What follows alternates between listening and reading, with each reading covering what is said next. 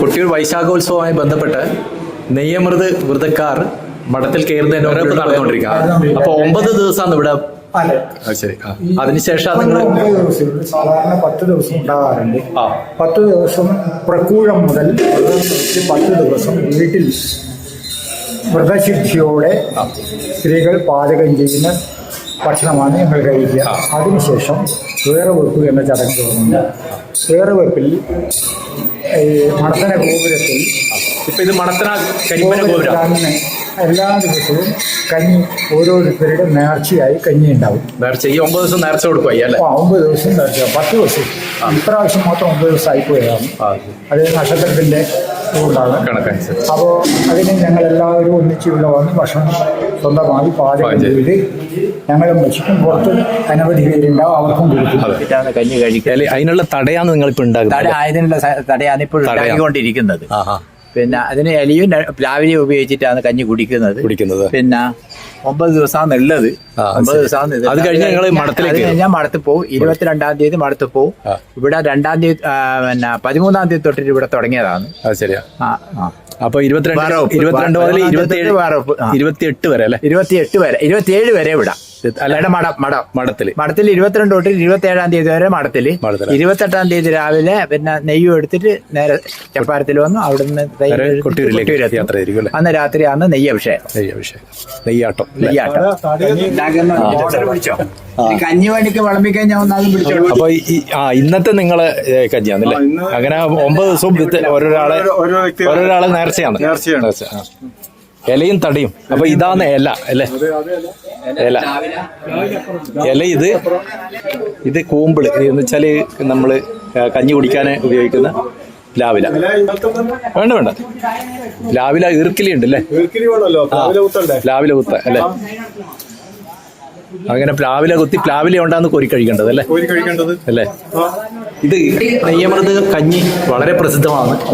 അപ്പൊ ഈ നെയ്യമൃത് കഞ്ഞിയിൽ വിഭവങ്ങൾ എന്തെല്ലായിരിക്കും? വിഭവങ്ങൾ കഞ്ഞി, അത് ഇലയും തടയും കുത്തരിക്കഞ്ഞി അല്ലേ? ഇലയും തടയും അതിലാണ് ഈ കഞ്ഞി വിളമ്പുന്നത്. പ്ലാവില കൊണ്ട് ഊരി കുടിക്കുകയാണ് അല്ലേ? പിന്നെ അതിലുള്ള വിഭവങ്ങൾ എന്തൊക്കെയാണ്? വിഭവങ്ങൾ വെള്ളരിക്ക കൊണ്ട് വെന്നി എന്നറിയപ്പെടുന്ന ഒരു കറി. വെന്നി. പിന്നെ പുഴുക്ക്, ചെറുപയറ്, വെള്ളരിക്ക, കായ് ഒക്കെ ചേർത്ത ഒരു പുഴുക്ക്. പിന്നെ മാങ്ങ ചമ്മന്തി ഉണ്ടാവും. ചക്ക പുഴുങ്ങിയതുണ്ടാവും. പിന്നെ മധുരപ്പുഴുക്ക്, ചെറുപയർ കൊണ്ടുണ്ടാക്കുന്ന മധുരപ്പുഴുക്ക്. പിന്നെ പപ്പടം, തേങ്ങാപ്പൂവ്, ഇങ്ങനെയുള്ള വിഭവങ്ങൾ.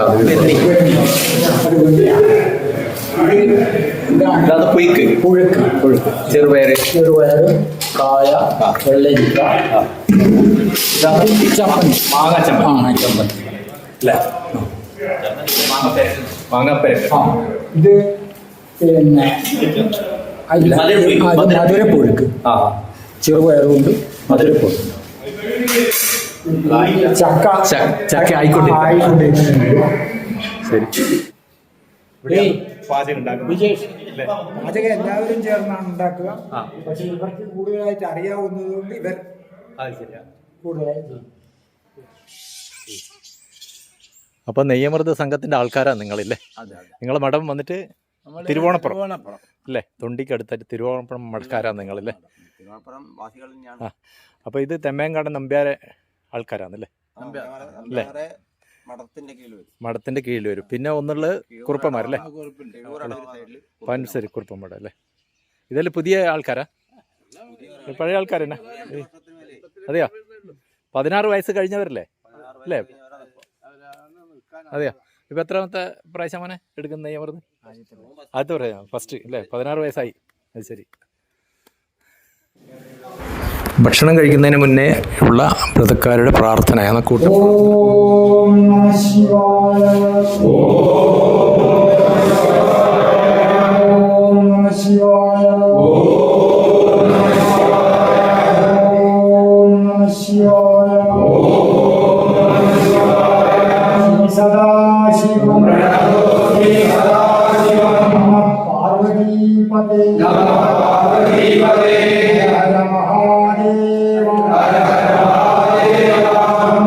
ശിവകരം ശാന്തം ശിവം ശിവകരം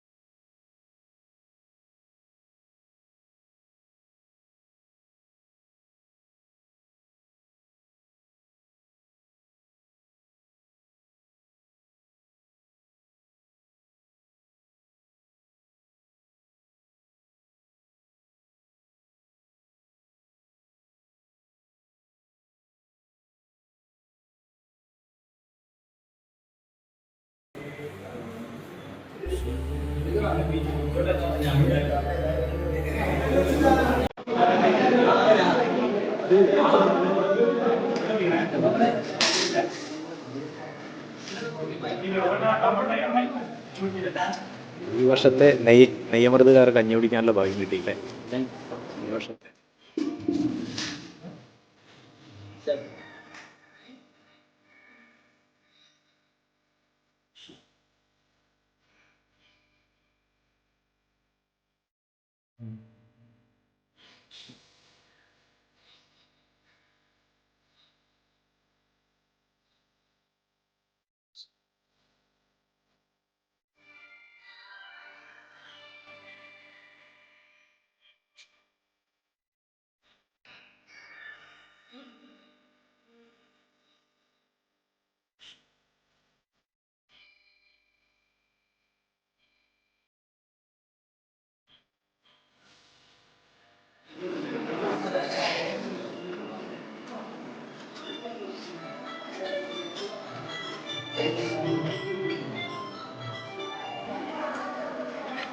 അങ്ങനെ പെരുമാളിന്റെ കഞ്ഞി നേർച്ച കഞ്ഞി നമ്മൾ കുടിച്ച് തിരിച്ചു വരിക നേട്ടം.